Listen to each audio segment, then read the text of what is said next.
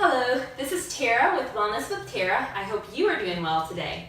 I'm going to talk about something today called the body bucket. I like to use this illustration as a way of explaining to people how aches and pains and illnesses or autoimmune problems don't just hit us all of a sudden as if they came out of nowhere. It feels that way sometimes when in fact they've actually been sneaking up on us all along. So this is what I'm going to call my body bucket. Silly little crude drawing here, but I think it'll help us understand a few things. So everybody has a bucket. Some of us have different size buckets, hypothetically speaking, of course, but we all have a bucket. Now what happens is this bucket can only hold a certain amount of stuff.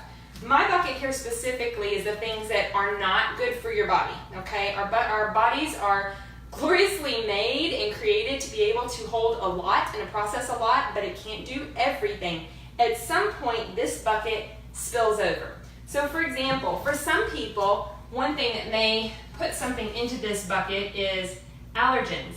So let's say they have seasonal allergies or environmental allergies, environmental things in general, such as mold, any sort of exposure to chemicals, anything like that, could be one more thing added to the bucket, which also kind of goes in hand with toxins, things that our bodies are not meant to have, that do not help us, that do not heal us, but instead hurt us and lead forward to create these problems that we have, stuff like in our makeup or our skincare products, just things that generally should not be there that unfortunately are in a lot of our beauty products and things like that, in our foods, in our water system, all kinds of things. So toxins, things that were not meant for our bodies, get in that bucket and fill that bucket up.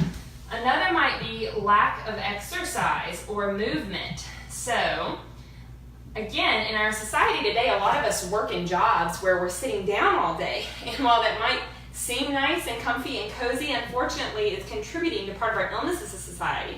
So just the lack of exercise and movement from day to day also fills your bucket. So as I'm adding these things, our bucket is getting more and more and more full. Another thing, genetics. While I do not believe genetics are the cause of everything, at the same time, genetics, as some say, load the gun and then our environment pulls the trigger. So we might be genetically inclined toward rheumatoid arthritis. We might be genetically inclined toward obesity. But our lifestyle choices and the things we do are what actually makes this bucket get even fuller until it tips over. So genetics is another thing that can fill this bucket. Infections. These can be things like mono, the EBV virus, Lyme disease, any sort of parasite, any of those types of things would be considered an infection. That's going to raise and fill up your bucket even further. Poor nutrition. So this here could be not getting a certain amount of vitamins and minerals. It could be not eating enough.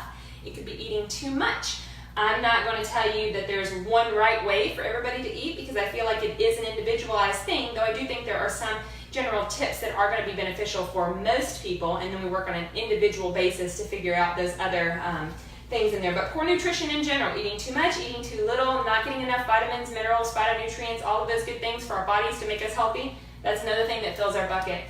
One that many people do not think about, stress or trauma. Okay, so with this one, this could even be perceived stress. So one, actual stress may be a car coming towards you. You see it barreling towards you. There's a stress of, oh my gosh, something really terrible is getting ready to happen. But it can also have the perceived stress where your body reacts the exact same way. Let's say that you're going into a meeting and you know that this meeting could affect your job. Maybe this meeting is going to be it's going to decide whether or not you keep a job. And so just your perceived stress about how that's going to happen will affect your body the same way, unfortunately, but that's how it is.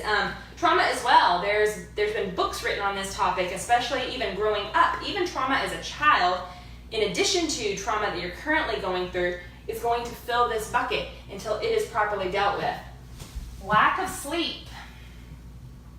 I think if there's anyone, well, maybe I shouldn't say anyone, but one of the main ones that our society struggles with is this one right here. We are getting, as a nation, as the USA, we are getting 2 to 3 hours of sleep less per night than the average person did in the USA in the 1980s. So given that's 35, 40 years worth of time in between there, but 2 to 3 hours per night. Multiply that by 365 days a year. That is a lot of sleep that we are losing every day. And a lot of people don't realize how much that affects their bucket. And then lastly on here, I want to put relationships. Because you can eat the best diet in the world, you can work on your stress, you can exercise all the time, but if you don't have good solid relationships or community behind you to support you, unfortunately your bucket's going to continue to fill and you're going to continue to struggle with your health problems. So you could probably go on a whole list of more of these things, but these are just the primary things as I see as filling our bucket. And what happens when we have too many of these things going down into our buckets, eventually what happens to this bucket? That's right, it spills out, it overflows. For some people, an overflow may look like rheumatoid arthritis. An overflow may look like migraines. An overflow may be an autoimmune disease that I haven't already mentioned. An overflow is too much of all these things. So you can see how when you work on all these individual pieces of this puzzle, you can work to decrease your bucket load here. And that's kind of what functional medicine is all about. It's getting at the root cause, not just trying to solve one symptom or one problem, but being able to get to the root cause of why you are where you are today and how to fix that. So that's what I'm here to do at Wellness with Tara. I would love to talk to you more individually about your personal bucket and how we can work on those things to give you the health and the life that you want to live.